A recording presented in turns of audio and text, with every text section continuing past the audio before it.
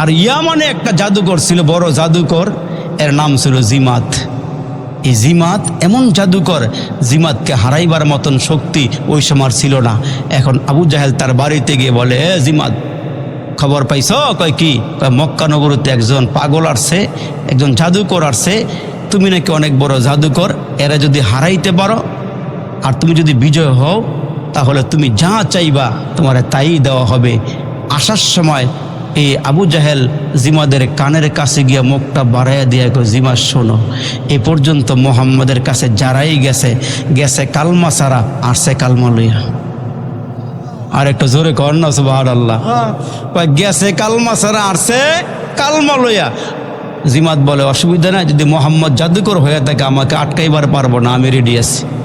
আবু জাহেল ওই আমান দেশ থেকে জিমাদকে ভাড়া কইরা বলতেছে, মোহাম্মদকে আটকাইতে পারলে, মোহাম্মদের মিশনটা বন্ধ করে দিতে পারলে তুমি যা চাইবা তোমারে তাই দেওয়া হবে। জিমাদও খুশি, কও কইরা, মোহাম্মদকে হারাইতে আমার সময় লাগবে না, চলো যাই।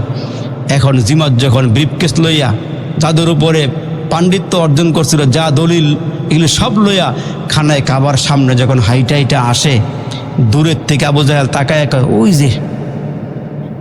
ওই যে মানে কি, মোহাম্মদ নবী দাঁড়ায় আছে খানায় কাবার সামনে, রসুল কিন্তু দাঁড়ায় রই নাই, রসুল কোরআন শরীফ পড়তেছে। আর জিমাত আস্তে আস্তে আস্তে আস্তে যত কাছে আসে মনে হইতেছে চেহারার আলো তত বাড়তেছে নবীজির। সুবহানাল্লাহ জুরি কর। একবারে যখন কাছাকাছি আসছে, তার কানের মধ্যে একটা মধুর কণ্ঠ, কি জানি আওয়াজ, সে তো জীবনে কোনোদিন কোরআন দেখাও নাই, কোরআন পড়েও না, এটার মজাও বুঝে নাই, কিন্তু অনুভব করতেছে কি জানি রসুল মোহাম্মদ তেলাওয়াত করতেছে। আল্লাহ নবীর সামনে আইসা দাঁড়ায় গিয়া ওই জিমাত ডাক দিয়া বলে, আব্দুল্লাহর ছেলে মোহাম্মদ, আপনি নাকি পাগল, আপনি নাকি জাদুকর, আপনি নাকি কি জানি তেলাওয়াত করিয়া পড়িয়া পড়িয়া কাফেরগুলোকে মুসলমান বানাইয়া ফেলেন। ওগো মোহাম্মদ, আপনি নাকি জাদুকর, জাদুবিদ্যায় আমি অনেক কিছু শিখেছি, আমি আপনার সামনে আসছি, আমার সঙ্গে আপনি মোকাবেলা করবেন। কিন্তু আগে শোনেন, আপনি কি তেলাওয়াত করতেছিলেন, কি পড়তেছিলেন, আমাকে দেখা মাত্র আপনি পড়াটা বন্ধ করে দিলেন। আপনি যদি আমার সামনে আরেকবার তেলাওয়াত করতেন আমি খুশি হইতাম। হেদায়েত দেওয়ার মালিক কে? আরো জোরে বলেন না, হেদায়েত দেওয়ার মালিক কে? জিমাত আমার নবীর সামনে দাঁড়াইয়া ডাক দিয়ে কয়, মুহাম্মদ, আমি আমার জীবনে কত কথা শুনলাম, কত কবিতা শুনলাম, কত গদ্য পদ্য শুনলাম, আপনার এই বাণীর মতো এত মধুর বাণী আমি আমার জীবনে শুনি নাই। আপনি যদি আমার একটু পরে শোনাইতেন তাহলে আমি মুগ্ধ হইতাম। আমার নবী ওই মুহূর্তে জিমাদের সামনে দাঁড়ায়া পড়ে, ইয়াসিন ওয়াল কুরআনিল হাকীম ইন্নাকা লামিনাল মুরসালিন।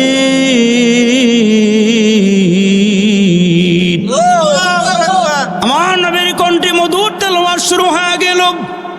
বিশ্বনবী তার সামনে যখন তেলাওয়াত শুরু করে দিলেন, আমার নবী তেলাওয়াত করতেছি আর জিমাত দাঁড়ায় দাঁড়ায় তেলাওয়াত শুনতেছি। জিন্দেগিতে কোনোদিন এই তেলাওয়াত শুনে নাই। আমার নবীর কণ্ঠে তেলাওয়াত শুনিয়া জিমাত তাকায় রইছে। নিজের অজান্তিক জিমাদের দুইটা চোখ দিয়া গড়ায় গড়ায় পানিগুলো পড়া শুরু হয়ে গেছে। আমার নবী ডাক দিয়ে কই, জিমাত, তোমার কে মারলো, কে পিটাইলো, কোথায় তোমার বাড়ি, কোথায় তোমার ঘর? ওই জিমাত ডাক দিয়া কয়, মক্কা নগরীর নাম শুনছি, আমি কোনোদিন আসি নাই, তবে আমার বাড়ি অনেক দূর, আমার বাড়ি আমান দেশে। কয় তুমি এখানে কেমনে আসলা? কয় আমি আসি নাই, আমার নিয়ে আসা হয়েছে। কয় কে নিয়ে আসছে?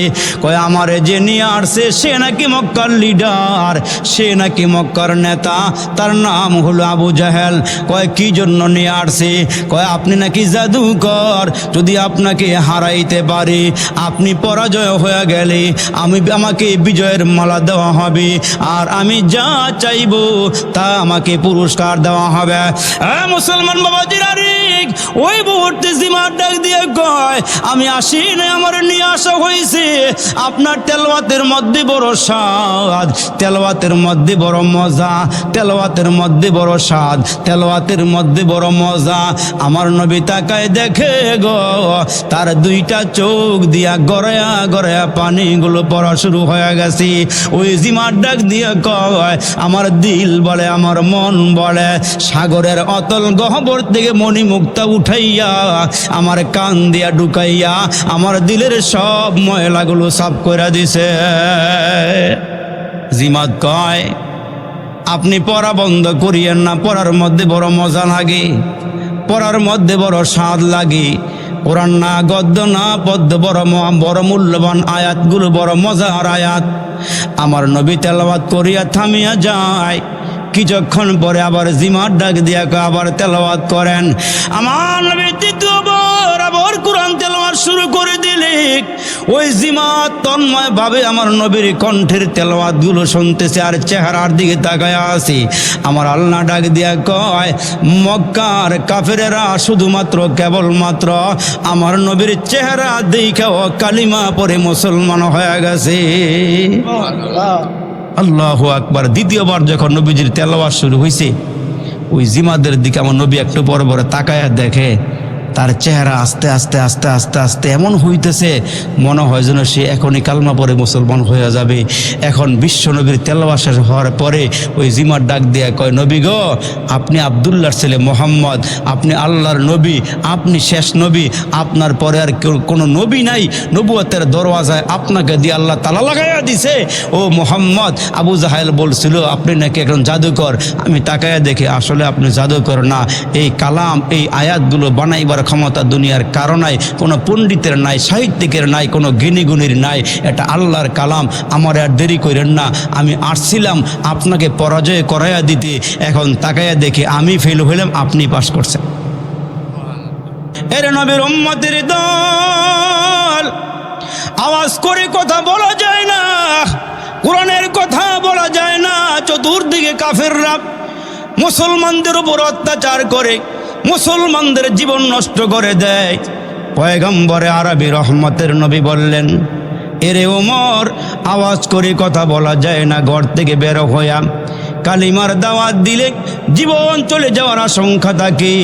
হযরত ওমর বললেন, গো আল্লাহর নবী, আমার সঙ্গে 39 জন দেন, আমি থাকবো আগে আগে আর এরা থাকবে পিছনে পিছনে। স্লোগান হবে আল কোরআনের আলো, ঘরে ঘরে জালো, সংসদেও জালো। ঠিক কিনা জোরে কন। হে মুসলমান বাবাজিরা রে আমার, হযরত ওমর খোলা তরবারি হাতে নিয়ে খানায়ে কাবার সামনে গিয়া দাঁড়াইলেন। 39 জন মুসলমানের সঙ্গে নিয়ে হযরত ওমর খানায়ে কাবার সামনে গিয়ে আওয়াজ দিলেন, এরে নবীর উম্মতের দল, কান লাগায়া শোনো, আজকে তো আমরা বিনা পরিশ্রমে কোরআন পেয়ে গিয়েছি।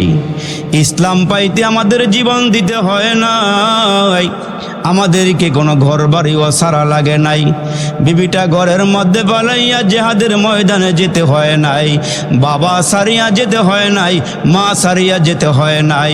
ও মুসলমান, ওই সাহাবায়ে কেরাম যারা রক্ত দিয়েছেন, যারা জীবন দিয়েছেন, এমনকি কোমরের মধ্যে, মুসলমান কোমরের মধ্যে গোশত ছিল না, হাড্ডি ছাড়া। এরা এত নিপীড়িত হয়েছিল, নির্যাতিত হওয়ার পরে এরা ইসলাম ত্যাগ করে নাই। হযরত ওমর দাঁড়ায়া যখন কালিমার আওয়াজ দিলেন, আল্লাহু আকবার, লিল্লাহে তাকবীর, আল্লাহু আকবারের আওয়াজ দিলেন, হযরত ওমর আওয়াজ দিয়া বললেন, তোমরা যদি আব্বা আম্মা হারাইতে চাও, তোমরা নিজেরা যদি দুনিয়া ত্যাগ করতে চাও তাইলে ওমরের সামনে আসো। আওয়াজ দিয়া দিলাম, আমি ওমর কালিমা গ্রহণ করেছি। আমি কালিমার পতাকা নিয়া সারা মক্কায় ঘুরিয়া ঘুরিয়া কালিমার দাওয়াত দিব। পারলে সামনে আইসা দাঁড়াও, পারলে সামনে আইসা দাঁড়াও। হযরত ওমর আওয়াজ দিলেন, আওয়াজের কারণে দেখা গেল কাফেররা পর্যন্ত ভয় পেয়ে গেল। এজন্য বিহার মণ্ডল এলাকার যুবকেরা রে, মুসলমান শপথ নিতে হবে, প্রয়োজনে জীবন দেওয়া লাগবে, প্রয়োজনে গায়ের তাজা রক্ত ঢেলে দিতে হবে। আল্লাহর কোরআনের বাণী মানুষের কানে কানে পৌঁছায়া দেওয়া লাগবে। আমার নবীর বিরুদ্ধে কেউ কটু কথা বললে, আমার নবীর বিরুদ্ধে কোনো কথা বললে গায়ের তাজা রক্ত দিয়া হলেও আমার নবীর ইজ্জত রক্ষা করার জন্য কারা কারা তৈয়ার থাকবেন? দু হাত উঁচু করে আমার মালিক আল্লাহরে দেখাইয়া দেন। নারায়ে তাকবীর, আল্লাহু আকবার, দিন ইসলাম, দিন ইসলাম, আমার মুসলমান ভাইরা রে, আমার খালেদ বিন ওয়ালিদের মতো টকবগে যুবক দাঁড়িয়ে যাব।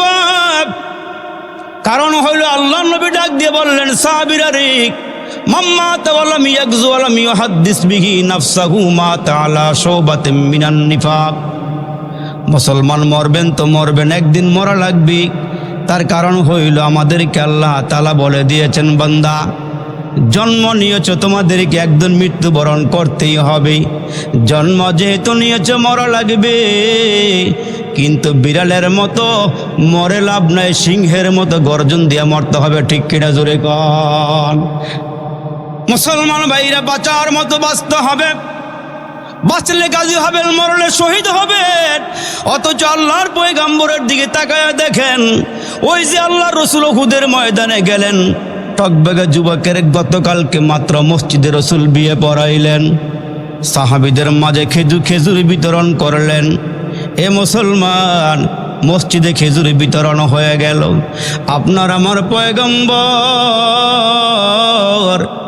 কালিমার মালা উড্ডীন করার জন্য কাফেরদের জন্য সঙ্গে আল্লাহর হুকুমে জিহাদ যখন পরিচালনা করলেন, ওই উহুদের ময়দানে রাসূল সাহাবীদেরকে নিয়ে রওনা হয়ে গেলেন।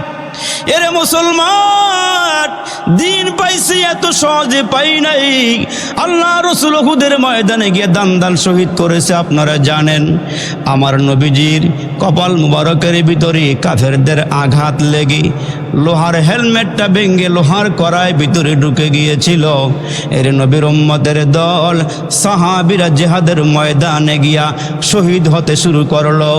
ওই যে একজন সাহাবী রাতের বেলা বিবি নিয়ে আরাম করতেছি, ঘুমাইতেছি, হঠাৎ করে আওয়াজ হইল, খবর হইল কুতিলা মুহাম্মদ, মুহাম্মদ দুনিয়া থেকে বিদায় হয়ে গেছি।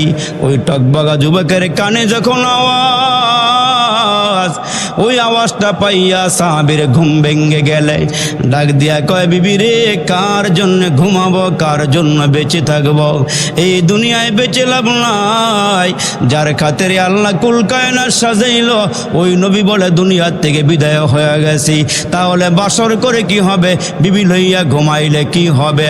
যার খাতিরে দুনিয়া সব পাইলাম, ওই রসুল নাকি জিহাদের ময়দানে এসে উহুদের ময়দানে শহীদ হয়ে গেছি। বিবিরে তরবারি হাতে দে, আমিও রসুলের ইজ্জত রক্ষা করার জন্য, আমার রসুলের হেফাজতের জন্য আমি এখন জিহাদের ময়দানে যাব। বিবি ডাক দিয়ে কই, স্বামী, গতকালকে মাত্র তোমার ঘরে আসলাম, তোমার বাড়িতে আসলাম গো স্বামী। ও স্বামী, এখন তুমি জিহাদের ময়দানে যাইবা, আমার উপায় হবে কি?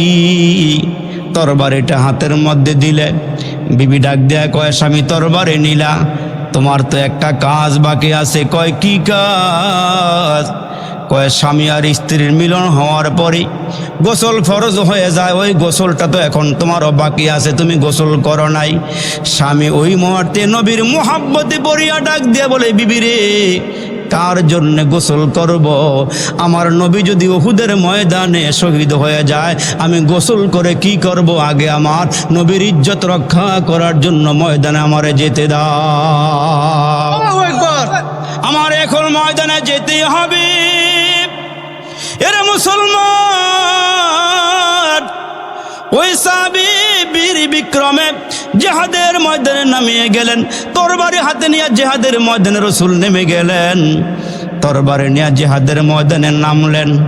কাফেরদের সঙ্গে যুদ্ধ শুরু হয়ে গেছে। জীবনের মায়া করে নাই, বিবির মায়া করে নাই, ঘরের মায়া করে নাই, আব্বা আম্মার মায়া করে নাই। যার জন্য মায়া হইছে উনি হলেন মুহাম্মাদুর রাসূলুল্লাহ সাল্লাল্লাহু আলাইহি ওয়াসাল্লাম। জীবনের চাইতে বেশি ভালোবাসি যারে, একবারও দেখি নাই তারে। জানি না আমার ভালোবাসায় আছে কি ভুল, একবার হলেও দেখা দাও হে প্রিয় রাসূল। সর্বোচ্চ শিখরে যিনি নিজ মহিমায় কাটিল তিমির রাশি, যার রূপের আভায় চরিত্র মাধুরিতার অতি মনোরম। আল্লাহকে আমার নবীর একটা চরিত্র দিয়েছি, ওই চরিত্রটা এত দামি চরিত্র। ও ইন্নাকা লাআলা খুলুকিন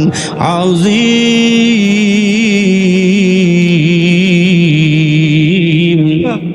লাকাদ কানা লাকুম ফি রাসূলিল্লাহি উসওয়াতুন হাসানাহ। আমার আল্লাহ ডাক দেখে প্রত্যেকটা মানুষের জন্য রয়েছে আমার নবীর মধ্যে গ্রহণ করার মতো উত্তম চরিত্র। জোরে আওয়াজ করে বলেন সুবহানাল্লাহ। প্রত্যেকটা মানুষের জন্য রয়েছে আমার রাসূলুল্লাহর মধ্যে গ্রহণ করার মতো উত্তম আদর্শ। জোরে কোন সুবহানাল্লাহ, সুবহানাল্লাহ। নবীর চরিত্র কত সুন্দর ছিল, আমার নবীর আখলাক কত সুন্দর ছিল। কাফেররা পর্যন্ত বলেছে মোহাম্মদ আল আমিন, মোহাম্মদ বিশ্বস্ত, মোহাম্মদ সত্যবাদী। কাফেররাও বলেছে মোহাম্মদ চলাফেরার ভিতর দিয়া 40 বছরের ভিতরে একটা মিথ্যা কথাও বলে নাই। সুবহানাল্লাহ, জোরে বল। কেমন নবী এটা? 40 বছরের ভিতরে কাফেরদের সঙ্গে উঠা বসা চলাফেরা, একটা মিথ্যাও বলে নাই, ওয়াদা খেলাপ করে নাই, আমানতের খেয়ানত করে নাই। আর উম্মতের অবস্থা কি? আল্লাহু আকবার। কথায় কথায় মিথ্যা।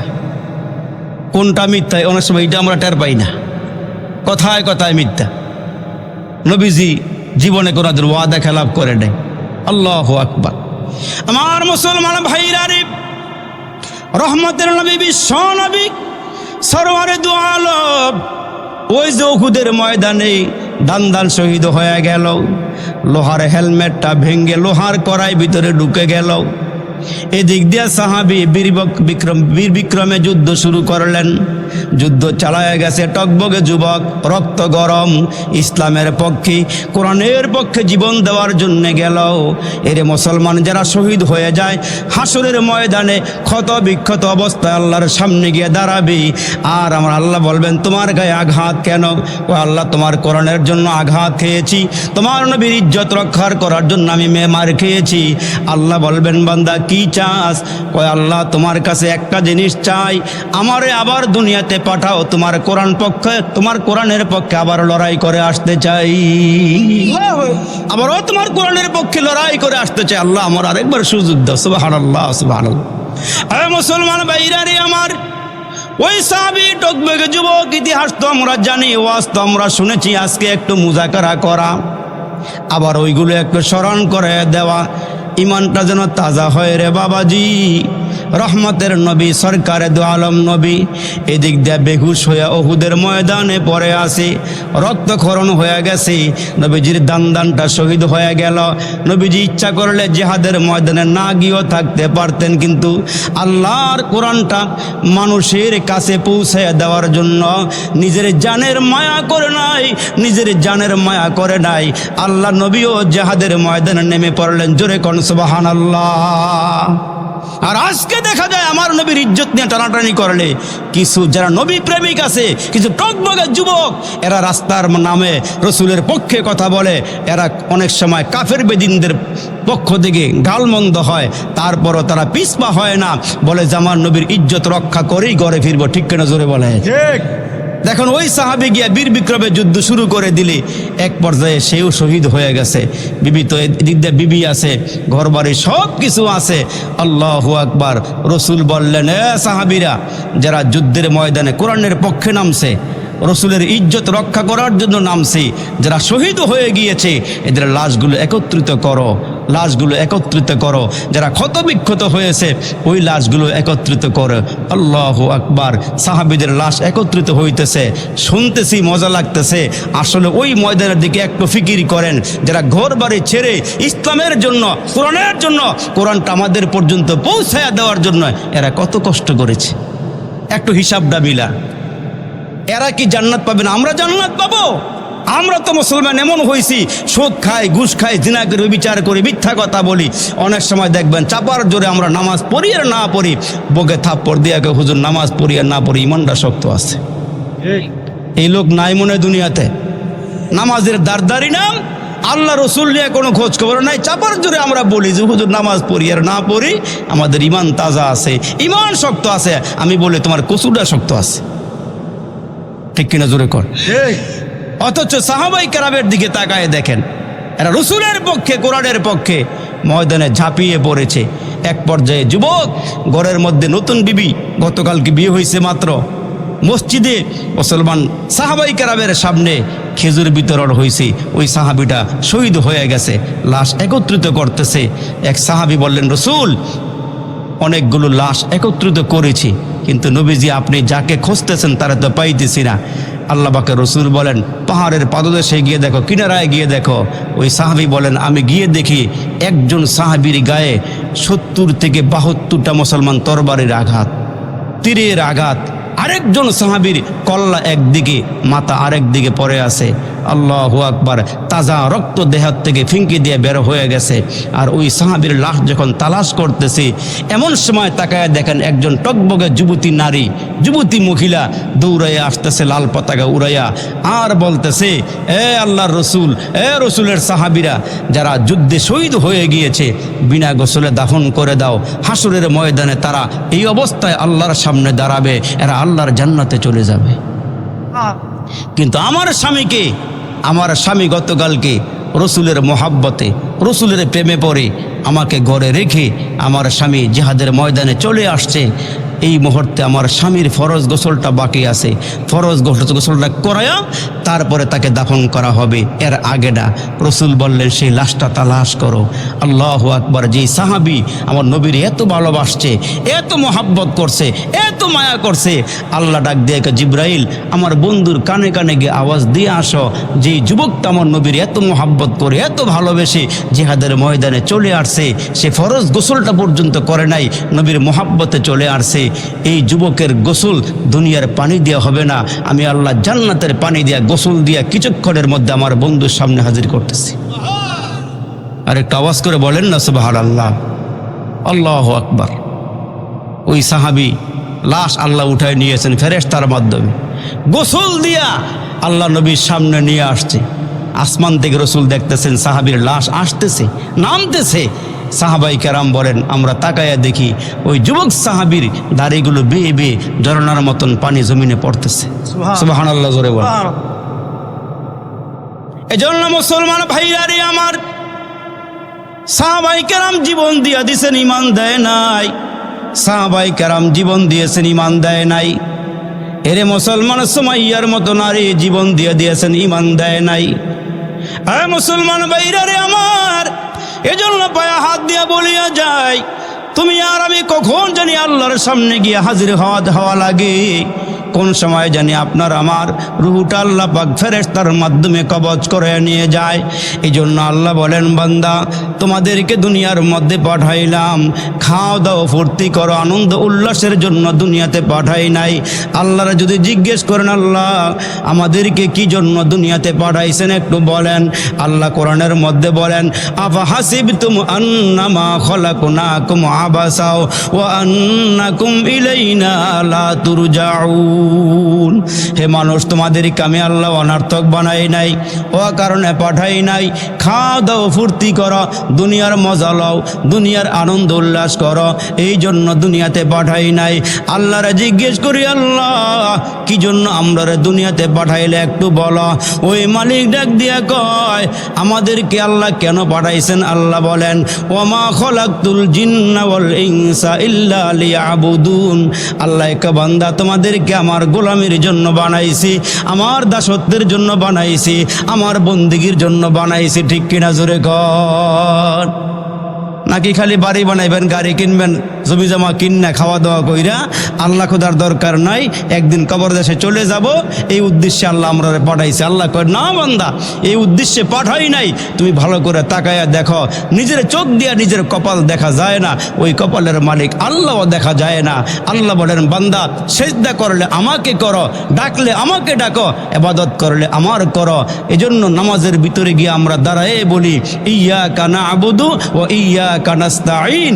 আল্লাহ গো ইবাদত করলে আমরা তোমারই করব, আল্লাহ সাহায্য চাইলে আল্লাহ তোমার কাছেই চাইব। যেই লোকগুলো আল্লাহকে বাদ দিয়া ছেলে চায় পীরের কাছে, ছেলে চায় মেয়ের মুসলমান পীরের কাছে, মেয়ে চায় পীরের কাছে, সেজদাও পীরের পায়ে দেয়, সেজদাও মাজারে দেয়, তাইলে এরা আল্লাহরে বিশ্বাস করে?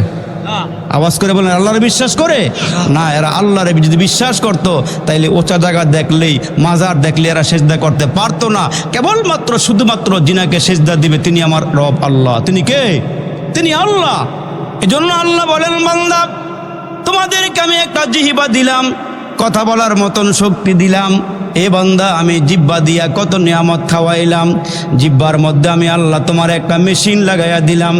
এরে বান্দা ওই মেশিনটা ধরা যায় না, ছোঁয়া যায় না, দেখা যায় না, কিন্তু খাবারের দিকে তাকায়া দেখেন, কই মাছের মজা এক রকমের, শিং মাছের মজা আর এক রকমের, মাগুর মাছের মজা এক রকমের, মুসলমান ভাইরা ইলিশ মাছের মজা এক রকমের, চিংড়ি মাছের মজা অন্য রকমের, কুমিল্লার রসমালের মজা এক রকমের, টাঙ্গাইলের রসমালের মজা আরেক রকমের। এই মুখের ভিতরে জিহ্বা দিলেন কে? আর জোরে বলেন, জিহ্বা দিলেন কে? এর মুসলমান ওই জিহ্বা দিয়া কত নিয়ামত খাইলাম। আমার আল্লাহ ডাক দিয়া কে বান্দা ওয়াইন তাউদ্দু নি'মাতাল্লাহি লা তুহসুহা। এর বান্দা কত নিয়ামত দিলাম, নিয়ামত খাইতে খাইতে দাঁতগুলো ক্ষয় করিয়া বালাইলা। কেন রে বান্দা তোমরা একবার আমার আল্লাহরে আল্লাহ কইয়া ডাক দাও না? আল্লাহ ডাক দিয়া কে মানুষ 24টা ঘন্টা আমি আল্লাহ তোমার জিহ্বার দিকে তাকায়া থাকি, তোমরা নি আমারে একবার আল্লাহ বলিয়া ডাক দেয়। তোমরা আমাকে একটা বার আল্লাহ কয়ে ডাক দাও। আল্লাহ কয়ে ডাক দিলে আল্লাহকে আমি খুশি হই। ওই যে হিন্দু বেচারা মূর্তির সামনে গিয়া 70টা বৎসর মূর্তির সামনে গিয়া ডাকে, ও সনম সনম রে, ও সনম সনম রে। খায় আল্লাহটা, আল্লাহর জমিনে বসবাস করে, আল্লাহর নিয়ামত ভোগ কইরা মূর্তির সামনে গিয়া ডাকে, ও সনম সনম রে, ও সনম সনম রে। এমন করে করে 70 বছর ডাকার পরেও আল্লাহ কোনোদিন তার রিজিক কেড়ে নেয় নাই, তার সম্মানের হানি কোনোদিন ঘটায় নাই। আল্লাহ বলেন বান্দা কাফেরকেও আমি খাওয়াই, মুসলমানকেও খাওয়াই, ডাকলেও খাওয়াই, না ডাকলেও খাওয়াই, নামাজ পড়লেও খাওয়াই, না পড়লেও খাওয়াই, আঞ্জা দিয়া গাঞ্জা খাইলেও খাওয়াই, ইয়াব্বা খাইলেও খাওয়াই, হারামি কাজ করলেও খাওয়াই, জিনা করলেও খাওয়াই। ঘরে গিয়া জিনা করো, বাহিরে যাওয়ার সুযোগ দেই, বাহিরে গিয়া গুড়া করলে ঘরের ভিতরে আসার সুযোগ দেই। কিন্তু আমি আল্লাহ সঙ্গে সঙ্গে ধৈর্য আজাব দেই না, আমি আল্লাহ শাস্তি দেই না। অথচ তোমাদেরকে আল্লাহ কত নিয়ামত খাওয়াইছে বান্দা, নিয়ামত খাওয়াই। আল্লাহ বলেন বান্দা আমি 24টা ঘন্টা জোহরও তোমার জবানের দিকে তাকাই, আসরের সময়ও তাকাই, মাগরিবের সময়ও তাকাই, এশার সময়ও তাকাই, 24টা ঘন্টা তাকায়া থাকি। এই বিহার মন্ডলের আব্দুল করিম নে আমার আল্লাহ কয়ে ডাক দেয়, আব্দুর রহিম নে আমার আল্লাহ কয়ে ডাক দেয়, উমুকে আমার আল্লাহ কয়ে ডাক দেয়। তোমার বাচ্চা তোমারে আব্বা কয়ে ডাক দিলে তোমার কলিজা শীতল হয়ে যায়। ঘরের ভিতরে ঢুইকা গিয়া তোমার বাচ্চাটা তোমার বিবিরে মা কয়ে ডাক দিলে মায়ের কলিজা শীতল হয়ে যায়। আমার ছেলে নাই, মেয়ে নাই, লাম ইয়ালিদ ওয়া লাম ইউলাদ ওয়া লাম ইয়াকুল লাহু কুফুয়ান আহাদ। আমি কাউকে জন্ম দেই নাই, কার নিকট থেকে জন্ম নেইও নাই। তোমরা যখন আমারে আল্লাহ কইয়া ডাক দাও, তোমাদের ডাকটা আমার পছন্দ। বাঘে আমারে ডাকে, সিংহ আমারে ডাকে, হাইওয়ান জানোয়ার ডাকে, ফেরেশতারাও ডাকে, এগো ডাকটা মজা লাগে না? তোমার ডাকটা বড় মজা লাগে। এই জন্য আমি আল্লাহ 24টা ঘন্টা তোমার ছোট্ট জিহ্বার দিকে তাকায়া থাকি, তুমি না আমার একবার আল্লাহ কইয়া ডাক দাও। তোমার ডাক্তার দিকে আমি তাকায়া থাকি। কেন? তোমার মা তোমারে মোহাব্বত করে, তোমার আব্বা তোমারে মোহাব্বত করে, তোমার মা তোমারে পেটে লইছে, 10 মাস 10 দিন বহন করছে, বোঝা বহন করছে। এজন্য তোমার মা তোমারে মায়া করে। অথচ তোমার মা তোমারে হাত দেয় নাই, তোমার মা তোমারে পা দেয় নাই, তোমার মা তোমারে চক্ষু দেয় নাই, তোমার মা তোমারে ব্রেন দেয় নাই, তোমারে বান্দা কোনো কিছুই দেয় নাই। সব কিছু আমি দিছি। আমি আল্লাহ বুঝি তোমারে মায়া করি না, আমি আল্লাহ বুঝি তোমারে মায়া করি না বান্দা। তোমার মা তোমার এত মোহাব্বত করে, এমন কোন বাবা এখানে আছেন বাচ্চারে ঘরের ভিতরে ঢুকাইয়া দিয়া একটা বিষাক্ত সাপ ঘরে ঢুকাইয়া দিয়া দরওয়াজা বাহির থেকে লাগাইয়া দিবেন, বাচ্চাটারে সাপে কামড়ে মাইরা ফেলাও, এমন কোন বাবা এখানে নাই। বাচ্চাটাকে সাপের সামনে ছেড়ে দিবেন, আল্লাহ ডাক দিয়ে কে বাচ্চা, এ বান্দা শোনো, তোমার মা তোমারে যেমন মোহাব্বত করে, তোমার বাবা যেমন তোমারে মোহাব্বত করে, ওই আল্লাহ ডাক দিয়ে বলেন ইয়া আইয়ুহাল ইনসানু মা গররাকা বিরাব্বিকাল কারীম, হে বান্দা তুমি যখন গুনাহ করো ওই কারীম রব তোমাকে ডেকে ডেকে বলে বান্দা তোমারে এত নিয়ামত দিলাম, তুমি কেন গুনাহ করো? হাল আতা আলাল ইনসানি হিনুম মিনাদ দাহর, তুমি তো এক সময় কোনো কিছুই ছিল না বান্দা, এখন তোমাকে আমি বড় করেছি, তোমার আমি এলাকার গণ্যমান্য ব্যক্তির মধ্যে শামিল করেছি, তুমি আমারে কেমনে ভুলে গেলা বান্দা? তুমি না আমার বান্দা, আমি না তোমার রব? এই বান্দা 24টা ঘন্টা তাকায়া থাকি, তুমি আমারে একটু ডাকো, তোমার ডাকটা আমার বড় ভালো লাগে, তোমার ডাকটা আমার বড় পছন্দ, এই জন্য 5 বেলা আল্লাহ ডাকতেছেন হাইয়া আলাস সালাতের জন্য আসো বান্দা, নামাজের জন্য আসো। 70 বছর মুয়াজ্জিন দিয়ে ডাক দিলাম, তুমি আমার ডাকে সাড়া দিয়া আমার ঘর মসজিদে আসতে না, হাসরের কঠিন ময়দানে ওইখানে তোমার কেউ থাকবে না, আমি ছাড়া, নবী ছাড়া কেউ থাকবে না, ওই দিন তুমি আমাকে ডাকবা, আল্লাহ আমার জাহান্নামের আগুন থেকে বাঁচাও, আল্লাহ জাহান্নামের আগুন থেকে বাঁচাও। ওই দিন আমি বান্দা বলবো তুই দুনিয়াতে আমার ডাকে সারা দেশ নাই, আমার ঘর মসজিদে আসস নাই, আজকে তোর ডাকে আমি সারা দিব না, তোর ডাকে আমি সারা দিব না, তোর ডাকে আমি সারা দিব না। যদি আল্লাহ ওই দিন আমারে ডাকে সারা না দেয় আমার অবস্থাটা হবে কি? ওই দিন যদি আল্লাহ আমার থেকে দূরে সরে যায় আমার অবস্থাটা হবে কি? এই জন্য আল্লাহ বলেন বান্দা ইয়া আইয়ুহাল ইনসানু মা গররাকা বিরাব্বিকাল কারীম, কারীম রব ডেকে ডেকে বলে বান্দা সব কিছু দিয়েছে আমি, এই সব নেয়ামত আমার, এই জন্য নেয়ামত খাইয়া শুকরিয়া আদায় করবা, আমি আল্লাহ নেয়ামত বাড়াইয়া দিব। জোরে কোন সুবহানাল্লাহ। আমি আল্লাহ নেয়ামত বাড়াইয়া দিব।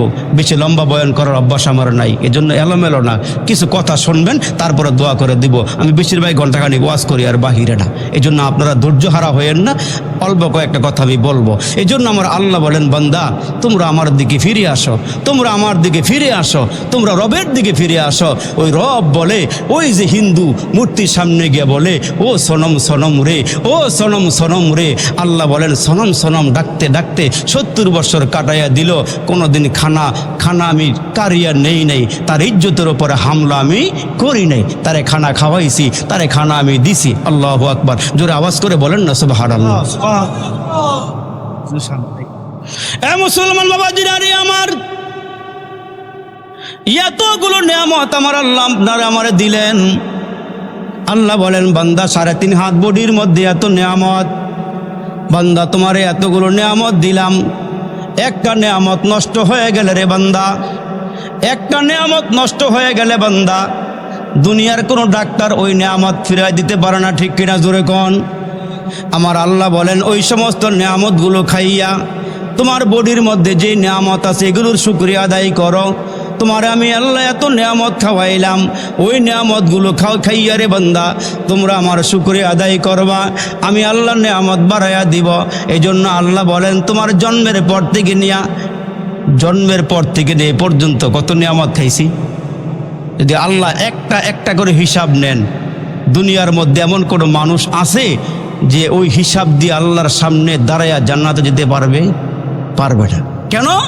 আল্লাহ বলেন অনেক নিয়ামত দিয়েছি, ওইন তাউদ্দু নি'মাতাল্লাহি লা তুহসুহা, আল্লাহ বলেন এত নিয়ামত দিছি, এই নিয়ামত কোনোদিন গণনা করিয়া শেষ করতে পারবা না। আপনাদের মনে অনেক কষ্ট হতেছে তাই না?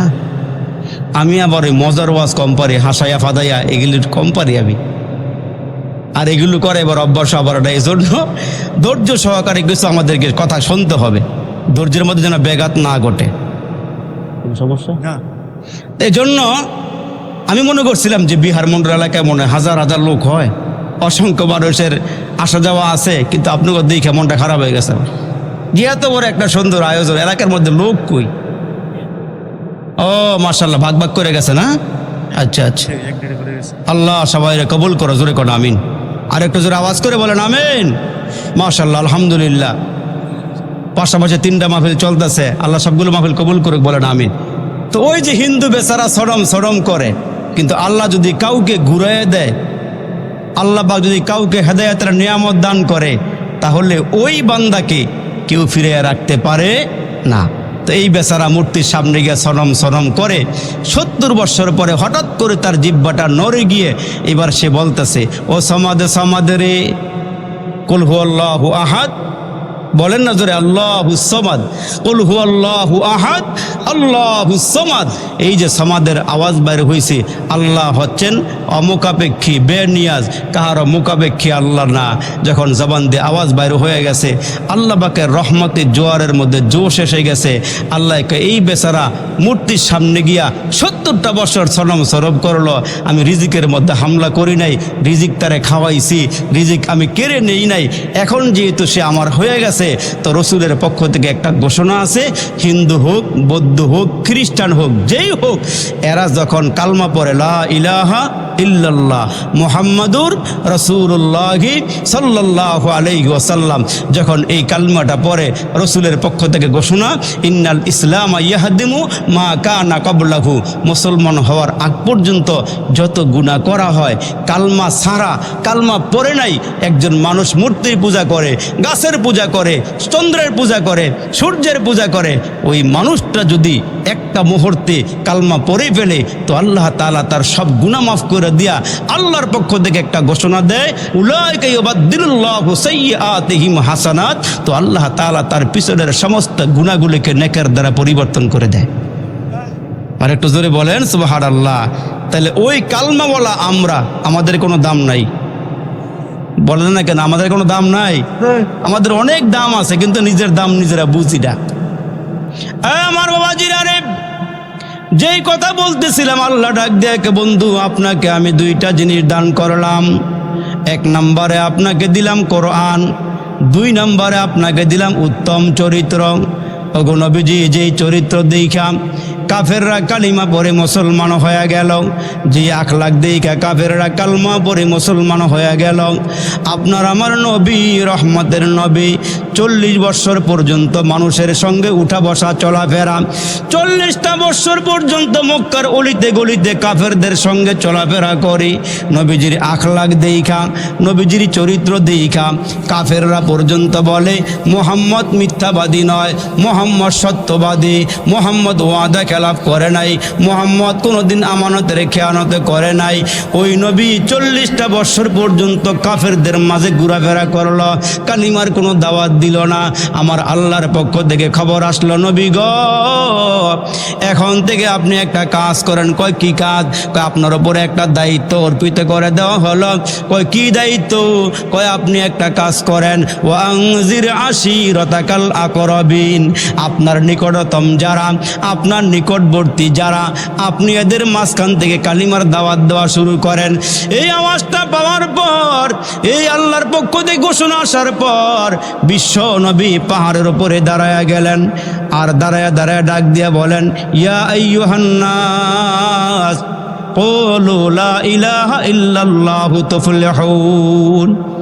আমার নবীকে আল্লাহ ডাক দিয়া কয়, ওগো নবীজি, আপনি কালিমার দাওয়াত দেন, কালিমার কথা বলেন, আল্লাহর কথা বলেন, দেখবেন ভালো কথা, ভালো কথা, কোরআনের কথা, জিহাদের কথা, ইসলামের কথা, এগুলো বললেই এক শ্রেণীর মানুষ দেখবেন রক্ত গরম হয়ে যায়। কয় হুজুর শুধু কবরের কথা বলেন, পরকালের কথা বলেন, হুজুর দুনিয়া নিয়ে কোনো কথা বলার দরকার নাই।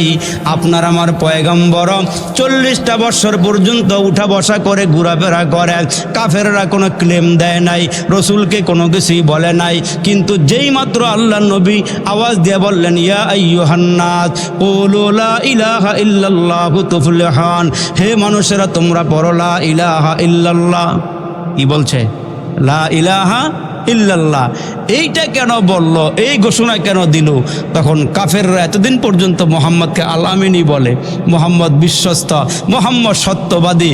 কিন্তু যেদিন থেকে আমার নবী কালিমার দাওয়াত দেওয়া শুরু করলেন, ইয়া আইয়ুহান নাস, হে মানুষেরা পড়ো লা ইলাহা ইল্লাল্লাহ, 40 বছরের ভিতরে এই আওয়াজ নাই, এই ঘোষণা নাই। এরা যা মনে চায় তাই করে, এরা বর্বর, এরা অশিক্ষিত মুসলমান, এরা নিজের মন মতো চলাফেরা করে। কিন্তু এখন একটা পথের দিকে রসুল যখন সন্ধান দিলেন, হে মানুষেরা তোমরা পড়ো লা ইলাহা ইল্লাল্লাহ, এক আল্লাহতে বিশ্বাসী হও, এক আল্লাহকে মানো। এরা গাছের পূজা করে, মাছের পূজা করে, এরা আসমানের একজন খোদা মানে, জমিনের একজন খোদা মানে। কিন্তু আমরা বলি না, আসমান বানাইছেন যিনি, জমিন বানাইছেন তিনি, যা দেখি যা দেখি না, সৌরজগতে যা আছে, পাতালপুরীতে যা আছে, জমিনের উপরে যা আছে, সব কিছুর মালিক কে? সব কিছুর মালিক কে? সব কিছুর মালিক হচ্ছে আল্লাহ, আর সবার স্রষ্টাও কে? আল্লাহ। যখন মুসলমান বাবা এই আওয়াজ দিছে, আহারে আবু জাহেল, ওতবা, সাইবারা, যারা ক্ষমতাওয়ালা, যারা চেয়ারওয়ালা, যাদের কথায় সব কিছু উঠা বসা করে, এরা মোহাম্মদের পিছনে লাগছে। ইতিহাস কিন্তু পুরাণ, ওই ইতিহাসের দিকে তাকায়া দেখেন। আজকে যদি কেউ কোরআনের কথা বলে, হক কথা বলে, সঠিক কথা বলে, এদের পিছনে মুসলমান, ওই আবু জাহেলের রক্তওয়ালা মানুষ এখনো এরা লাগে। জোরে বলেন ঠিক না বে ঠিক? লাগে কিনা জোরে বলেন? এখনো লাগে। অথচ মুসলমান ভাইরা, নবীকে সবাই বলে, মোহাম্মদ তোমার মতো এত বিশ্বস্ত মানুষ এই মক্কাতে নাই, তোমার মতন সত্যবাদী মানুষ এই মক্কা নগরীতে নাই। অথচ আল্লাহ রসুল যখন বললেন লা ইলাহা ইল্লাল্লাহ, তখন দেখা গেল মুসলমান ভাইরা মোহাম্মদের পিছনে পিছনে লেগে গেল। তখন তো আপনার ইতিহাস জানেন যে আল্লাহ নবীর কাছে কাফেররা প্রথম নরম হয়ে গিয়ে বলে, মোহাম্মদ বাতিজা, তুমি তো আমার বংশ, আমাদের বংশের লোকই, তুমি একটা কাজ করো, তুমি একটা কাজ করো, তুমি এই কথাটা ছাড়া তোমার মনে যা চাই তুমি তাই বলো, তুমি কালমার কথা বইলো না। তা বিনিময়ে তোমার জানো কি দেওয়া হবে? কয় বিনিময়ে তোমার দেওয়া হবে, যদি তুমি মক্কা নগরীর ক্ষমতার ভার চাও, ওই ক্ষমতার দায়িত্ব তোমার হাতে দেওয়া হবে। নবীজিকে আর কি দিবেন? ক্ষমতা তোমারে দিলাম, কোনো সুন্দরী রূপসী মেয়ে বিয়ে করতে চাইলে ওইটা তোমারে বিয়ে করাইয়া দিব। আর যদি বলো যে মক্কা নগরীর ধনভাণ্ডার তোমার হাতে দিয়ে দিব, তাহলে ওইটাও দিব। ভালো করে একটা শোনেন, নবীর তরিকাটা একটু ধরতে হবে আমাদেরকে। প্রস্তাবগুলো আসছে কি? পুরা মক্কার নেতৃত্ব তোমাকে দিয়ে দিব, সম্পদের মালিক তোমাকে বানাইয়া দিব, রূপসী সুন্দরী মেয়েকে বিয়ে করতে চাও, বিয়ে করাইয়া দিব। আমার নবী ডাক দিয়ে বলতেছে, শোনো, যা দেওয়া সম্ভব, রসুল কি কয়? যা দেওয়া সম্ভব আর যা দেওয়া সম্ভব নয়। যে তোমরা বলো এক হাতে আকাশের সূর্য এনে দিবা, আরেক হাতে আকাশের চন্দ্র এনে দিয়ে বলবা মোহাম্মদ কালিমার দাওয়াত দিও না, আল্লাহর কসম করে বলি দুনিয়ার সব বিসর্জন দিব, আল্লাহর কালিমার দাওয়াত দেওয়া বন্ধ করবো না। জোরে কোন সুবহানাল্লাহ। রসুল কাউকে ভয় পাইছে? কাউকে ডরাইছে? কাউকে ভয় পায় না, ডরায় নাই, কালিমার দাওয়াত নিয়ে চলছে। আমার মুসলমান বাবাজি নারী, বিশ্ব নবী কালিমার দাওয়াত দিতেছে। কাফেররা বলে মোহাম্মদ তোমাকে নেতা বানায়া দেই, মোহাম্মদ তোমারে সম্পদের পাহাড়ের পাহাড় সমপরিমাণ সম্পদের মালিক বানায়া দেই, সুন্দরী রূপসী মেয়ে তোমাকে বিয়ে করায়া দেই। আমার নবী ডাক দিয়া কই, কাফেররা রে, যা দেওয়া সম্ভব আর যা দেওয়া সম্ভব নয়।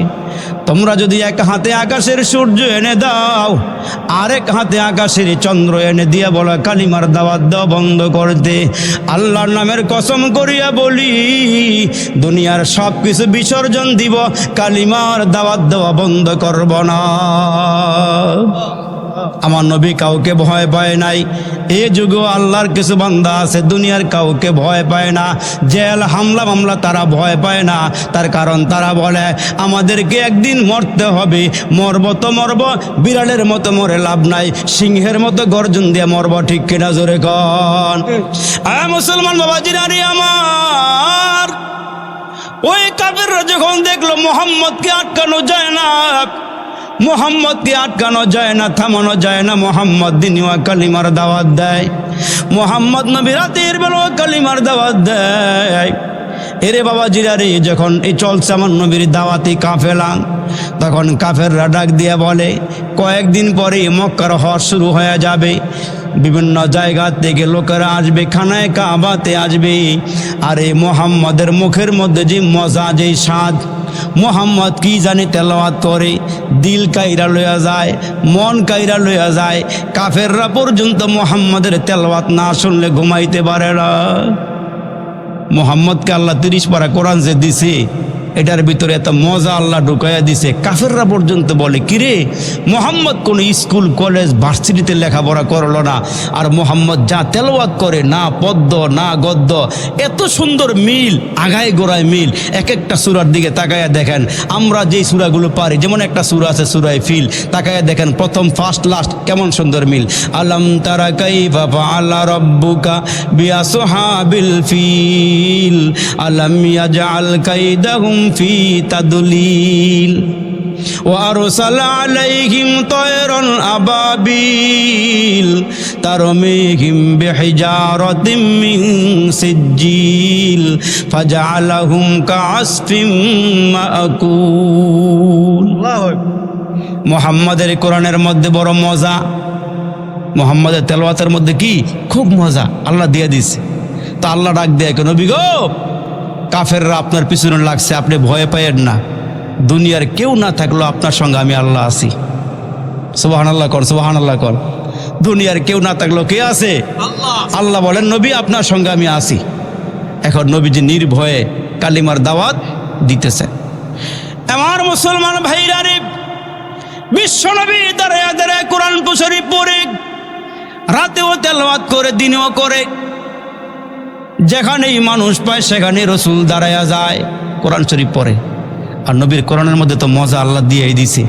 এখন কাফেররা যখন শোনে, কয় কিরে, মুহাম্মাদের ছোট্টকালে বাবা দেখেই নাই, মা ছোটকালে মারা গেল, দেখলাম দাদার সঙ্গে উঠা বসা, চাচাদের সঙ্গে উঠা বসা, কোনো স্কুলে গেল না, মাদ্রাসায় গেল না, মক্তবে গেল না, কি জানি তেলাওয়াত করে, দিল কাইরা নেয়, মন কাইরা নেয়।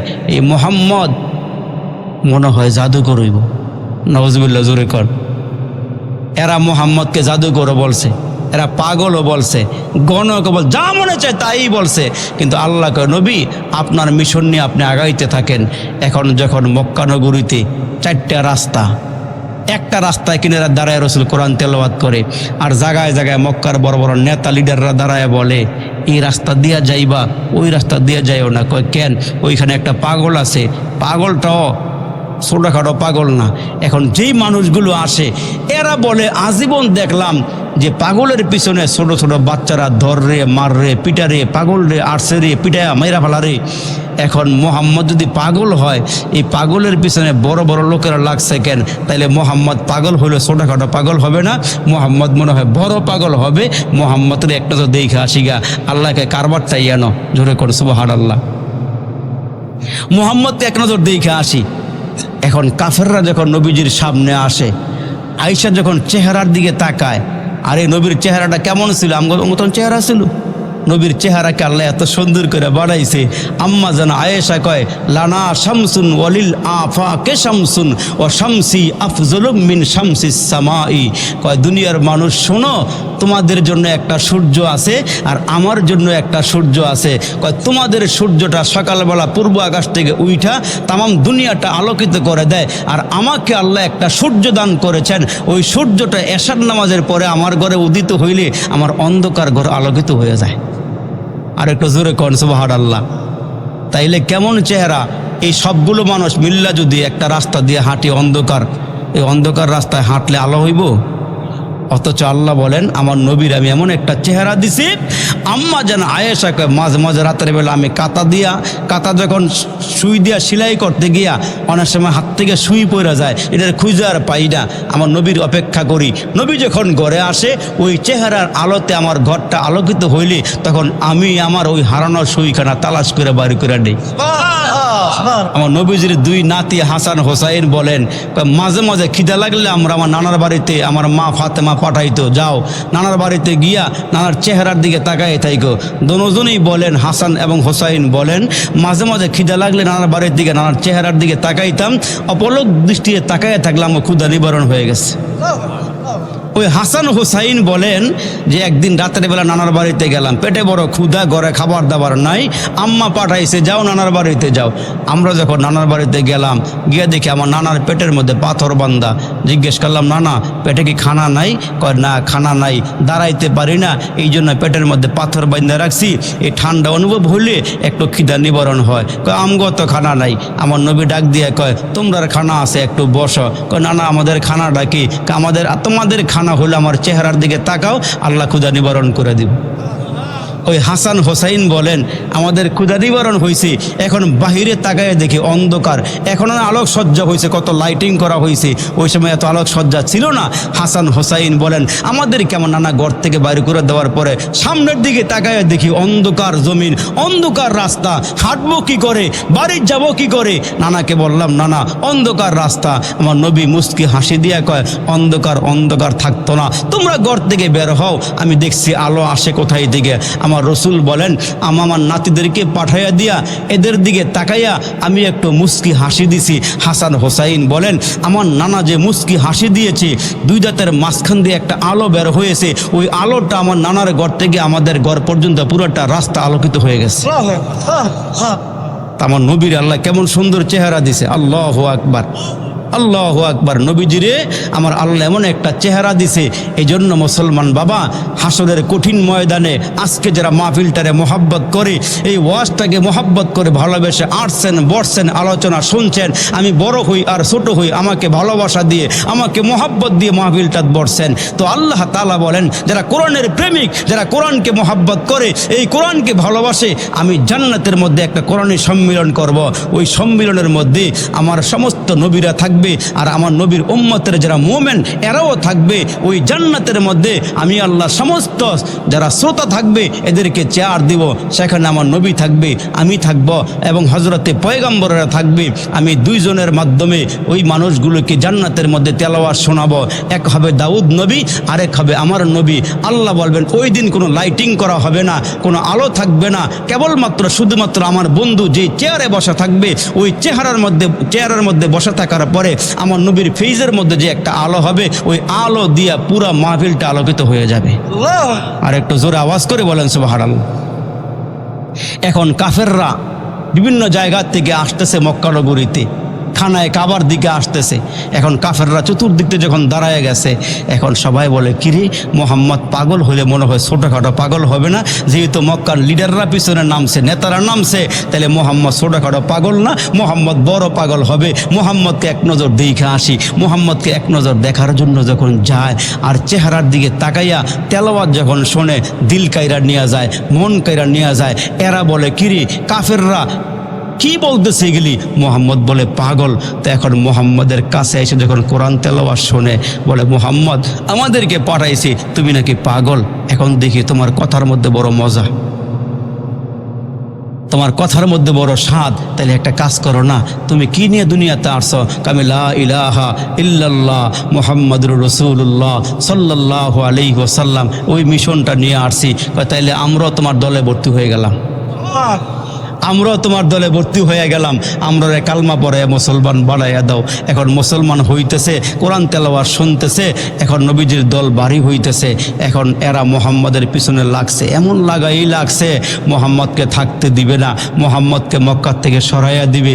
এখন হক কথা বললেই সমস্যা, সত্য কথা বললেই সমস্যা, কোরআনের কথা বললেই সমস্যা হয়ে যায়। এখন কোরআনের কথা বলা যাবে না, হাদিসের কথা বলা যাবে না, কোরআনের কথা দিয়ে মানুষকে বোঝানো যাবে না।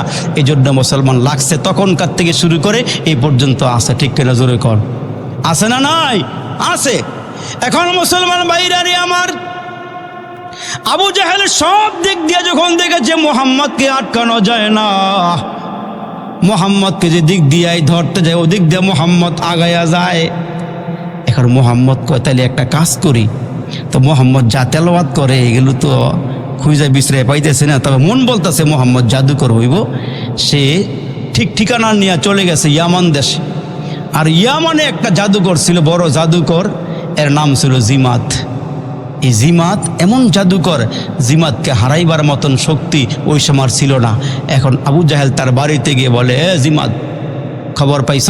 কয় কি? কয় মক্কা নগরীতে একজন পাগল আসছে, একজন জাদুকর আসছে, তুমি নাকি অনেক বড় জাদুকর, এরা যদি হারাইতে পারো আর তুমি যদি বিজয় হও, তাহলে তুমি যা চাইবা তোমার তাই দেওয়া হবে। আসার সময় এই আবু জাহেল জিমাদের কানের কাছে গিয়ে মুখটা বাড়াইয়া দিয়ে কয়, জিমা শোনো, এ পর্যন্ত মোহাম্মদের কাছে যারাই গেছে কালমা ছাড়া, আসছে কালমা লইয়া। আর একটা জোরে কর না সুবহানাল্লাহ। গেছে কালমা ছাড়া, আসছে কালমা লইয়া। জিমাত বলে, অসুবিধা নাই, যদি মোহাম্মদ জাদুকর হয়ে থাকে আমাকে আটকাইবার পারবো না, আমি রেডি আছি। এখন যতগুলো দলিল আদিল্লা আছে জাদুর উপরে পাণ্ডিত্য অর্জন করছে, সব নিয়ে রওনা দিচ্ছে। আমার নবীর কাজ কিন্তু একটা, ওই ইয়াতলু আলাইহিম আয়াতিহি। নবীজির এক নাম্বার কাজ হলো কোরআন শরীফ পড়া। এক নাম্বার কাজ কি? জোরে কর না, আওয়াজ দিয়ে বলেন। নবীজির এক নাম্বার কাজ কোরআন শরীফ হলো। উম্মতের কাজ কি? উম্মতের এক নম্বর কাজ হলো কোরআন তেলাওয়াত করা। কারণ আমার রসুল বলেন এই কোরআন মানুষকে দুনিয়াতেও সম্মানী করে, আখিরাতেও সম্মানী করে, কবর থেকে সম্মান দিয়া একে জান্নাত পর্যন্ত পৌঁছাইয়া দিবে। আজকে ওই কোরআনওয়ালাদের সম্মান নাই, কোরআনওয়ালাদের ইজ্জত নাই। দেখবেন আপনি বাজারও গেলে ইলিশ মাছের হালি যেই দাম, আপনার ইমাম সাহেবের জন্য মাছের হালি সেই দাম ওই, ঠিক কিনা জোরে কন? নাকি 10 টাকা কম নেয়, পার্লারে 10 টাকা বাড়ায় নেয়, ঠিক নেই? কিন্তু ওই হুজুরদের এখন সম্মান অনেকই কম। গ্রামের ইমাম সাহেবের যে গেলাম বেতন কত, হুজুর 5,000 টাকা। চলেন কেমন? হুজুর আল্লাহই চলে। আপনার ইমাম সাহেবের বেতন মনে একটা বেশি নাকি?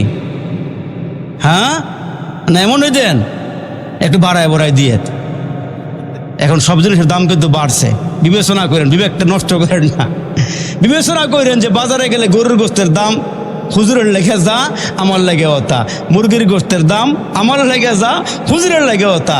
বিবেচনা করবেন যে আমরা কেমনে চলি। ইমাম সাহেব তো সব কিছু ভালাইয়া দিয়া আমাদের এখানে থাকে, হুজুররা কেমনে চলে, এই জন্য একটু বাড়ায় দিবেন। আর দাওয়াত দিল হাত দিয়া একটু বাড়াইয়া দিয়ে।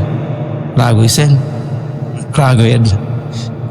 তো এখন আমার নবীজিরে আটকাইবার জন্য ওই জিমাদরে বাড়া করছে ইয়ামান দেশে গিয়ে আবু জাহেল্লা। মুসলমান বাবাজির, আরে আবু জাহেল ওই ইয়ামান দেশ থেকে জিমাদকে ভাড়া কইরা বলতেছে মোহাম্মদকে আটকাইতে পারলে, মোহাম্মদের মিশনটা বন্ধ করে দিতে পারলে তুমি যা চাইবা তোমারে তাই দেওয়া হবে। জিমাদ খুশি, কও কইরা মোহাম্মদকে হারাইতে আমার সময় লাগবে না, চলো যাই। এখন জিমাদ যখন ব্রিফকেস লইয়া যাদের উপরে পাণ্ডিত্য অর্জন করছিল, যা দলিল এগুলো সব লইয়া খানায় কাবার সামনে যখন হাইটা আসে, দূরের থেকে আবু জাহেল তাকায়, ওই যে মানে কি মোহাম্মদ নবী দাঁড়ায় আছে খানায় কাবার সামনে। রসুল কিন্তু দাঁড়ায় রই নাই, রসুল কোরআন শরীফ পড়তেছে। আর জিমাদ আস্তে আস্তে যত কাছে আসে মনে হইতেছে চেহারার আলো তত বাড়তেছে নবীজির। সুবহানাল্লাহ জোরে কর। একবারে যখন কাছাকাছি আসছে, তার কানের মধ্যে একটা মধুর কণ্ঠ, কি জানি আওয়াজ। সে তো জীবনে কোনোদিন কোরআন দেখাও নাই, কোরআন পড়েও না, এটার মজাও বুঝে নাই, কিন্তু অনুভব করতেছে কি জানি রসুল মোহাম্মদ তেলাওয়াত করতেছে। আল্লাহ নবীর সামনে আইসা দাঁড়ায় গিয়া ওই জিমাদ ডাক দিয়া বলে, আব্দুল্লাহর ছেলে মোহাম্মদ, আপনি নাকি পাগল, আপনি নাকি জাদুকর, আপনি নাকি কি জানি তেলাওয়াত করিয়া পড়িয়া কাফেরগুলোকে মুসলমান বানায়া ফেলেন। ওগো মোহাম্মদ, আপনি নাকি জাদুকর। জাদুবিদ্যায় আমি অনেক কিছু শিখেছি, আমি আপনার সামনে আসছি, আমার সঙ্গে আপনি মোকাবেলা করবেন। কিন্তু আগে শোনেন, আপনি কি তেলাওয়াত করতেছিলেন, কি পড়তেছিলেন? আমাকে দেখা মাত্র আপনি পড়াটা বন্ধ করে দিলেন। আপনি যদি আমার সামনে আরেকবার তেলাওয়াত করতেন আমি খুশি হইতাম। হেদায়েত দেওয়ার মালিক কে? আরো জোরে বলেন না, হেদায়েত দেওয়ার মালিক কে? জিমাদ আমার নবীর সামনে দাঁড়াইয়া ডাক দিয়ে কয়, মোহাম্মদ, আমি আমার জীবনে কত কথা শুনলাম, কত কবিতা শুনলাম, কত গদ্য পদ্য শুনলাম, আপনার এই বাণীর মতো এত মধুর বাণী আমি আমার জীবনে শুনি নাই। আপনি যদি আমার একটু পরে শোনাইতেন তাহলে আমি মুগ্ধ হইতাম। আমার নবী ওই মুহূর্তে জিমাদের সামনে দাঁড়ায়া পড়ে, ইয়াসিন ওয়াল কুরআনিল হাকীম ইন্নাকা লামিনাল মুরসালিন।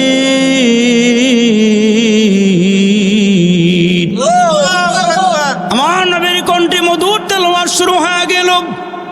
বিশ্ব নবী তার সামনে যখন তেলাওয়াত শুরু করে দিলেন, আমার নবী তেলাওয়াত করতেছি আর জিমাদ দাঁড়ায় তেলাওয়াত শুনতেছি। জিন্দেগিতে কোনোদিন এই তেলাওয়াত শুনে নাই। আমার নবীর কণ্ঠে তেলাওয়াত শুনিয়া জিমাদ তাকায় আর রইছে। নিজের অজান্তিক জিমাদের দুইটা চোখ দিয়া গড়ায় পানিগুলো পড়া শুরু হয়ে গেছে। আমার নবী ডাক দিয়ে কই, জিমাদ তোমারে কে মারলো, কে পিটাইলো, কোথায় তোমার বাড়ি, কোথায় তোমার ঘর? ওই জিমাত ডাক দিয়া কয়, মক্কা নগরীর নাম শুনছি, আমি কোনোদিন আসি নাই, তবে আমার বাড়ি অনেক দূর, আমার বাড়ি আমান দেশে। কয় তুমি এখানে কেমনে আসলা? কয় আমি আসি নাই, আমার নিয়ে আসা হয়েছে। কয় কে নিয়ে আসছে? কয় আমারে যে নিয়ে আসছে সে নাকি মক্কার লিডার, সে নাকি মক্কার নেতা, তার নাম হলো আবু জাহেল। কয় কি জন্য নিয়ে আসছে? কয় আপনি নাকি জাদুকর, যদি আপনাকে হারাইতে পারি, আপনি পরাজয় হয়ে গেলে আমাকে বিজয়ের মালা দেওয়া হবে, আর আমি যা চাইব তা আমাকে পুরস্কার দেওয়া হবে। মুসলমান বাবাজিরা রে, ওই মুহূর্তে জিমাত ডাক দিয়ে কয়, আমি আসি না, আমার নিয়ে আসা হয়েছে। আপনার তেলাওয়াতের মধ্যে বড় স্বাদ, তেলাওয়াতের মধ্যে বড় মজা, তেলাওয়াতের মধ্যে বড় স্বাদ, তেলাওয়াতের মধ্যে বড় মজা। আমার নবী তাকায় দেখে গো, তার দুইটা চোখ দিয়া গড়ায়া গড়ায়া পানিগুলো পড়া শুরু হয়ে গেছে। ওই জিমাত ডাক দিয়ে কয়, আমার দিল বলে, আমার মন বলে, সাগরের অতল গহ্বর থেকে মণিমুক্তা উঠাইয়া আমার কান দিয়া ঢুকাইয়া আমার দিলের সব ময়লাগুলো সাফ করে দিছে। জিমাত কয়, আপনি পড়া বন্ধ করিয়েন না, পড়ার মধ্যে বড় মজা লাগে, পড়ার মধ্যে বড় স্বাদ লাগে। কোরআন না গদ্য না পদ্য, বড় মূল্যবান আয়াতগুলো বড় মজার আয়াত। আমার নবী তেলাওয়াত করিয়া থামিয়া যায়, কিছুক্ষণ পরে আবার জিমাত ডাক দিয়া আবার তেলাওয়াত করেন। আমার নবী দ্বিতীয়বার আবার কোরআন তেলাওয়াত শুরু করে দিলে ওই জিমাত তন্ময় ভাবে আমার নবীর কণ্ঠের তেলাওয়াত গুলো শুনতেছে আর চেহারার দিকে তাকায়া আছে। আমার আল্লাহ ডাক দিয়া কয়, মক্কার কাফেরেরা শুধুমাত্র কেবলমাত্র আমার নবীর চেহারা দেখাও কালিমা পরে মুসলমান হয়ে গেছে। আল্লাহু আকবার। দ্বিতীয়বার যখন নবীজির তেলাওয়াত শুরু হয়েছে, ওই জিমাদের দিকে আমার নবী একটু বড় বড় তাকায়া দেখে, তার চেহারা আস্তে আস্তে আস্তে আস্তে আস্তে এমন হইতেছে, মনে হয় যেন সে এখনই কালমা পরে মুসলমান হয়ে যাবে। এখন বিশ্ব নবীর তেলাওয়াত শেষ হওয়ার পরে ওই জিমার ডাক দেয়া কয়, নবী গো, আপনি আব্দুল্লাহর ছেলে মোহাম্মদ, আপনি আল্লাহর নবী, আপনি শেষ নবী, আপনার পরে আর কোনো নবী নাই, নবুয়তের দরওয়াজায় আপনাকে দিয়ে আল্লাহ তালা লাগাইয়া দিছে। ও মোহাম্মদ, আবু জাহেল বলছিল আপনি নাকি এখন জাদুকর। আমি তাকায়া দেখি আসলে আপনি জাদুকর না, এই কালাম, এই আয়াতগুলো বানাইবার ক্ষমতা দুনিয়ার কারো নাই, কোনো পণ্ডিতের নাই, সাহিত্যিকের নাই, কোনো জ্ঞানীগুণীর নাই, এটা আল্লাহর কালাম। আমার আর দেরি করেন না, আমি আসছিলাম আপনাকে পরাজয় করাইয়া দিতে, এখন তাকাইয়া দেখি আমি ফেল হইলাম, আপনি পাস করছেন। আমি ফেল করছি, আপনি পাস করছেন, এখন আপনি আমার কালমাটা পড়াইয়া দেন, আমি মুসলমান হয়ে যাই। এখন আবু জাহেল দেখলেন মোহাম্মদ নবীকে আটকানো সম্ভব না, যে দিক দিয়ে মোহাম্মদকে ধরে ওই দিক দিয়ে মোহাম্মদের আল্লাহ মোহাম্মদকে সাহায্য করে, মোহাম্মদকে আল্লাহ পাক সাহায্য করলে মোহাম্মদ বিজয় হয়ে যায়। এখন তারা চিন্তা করতেছে না মোহাম্মদকে কি করা যায়।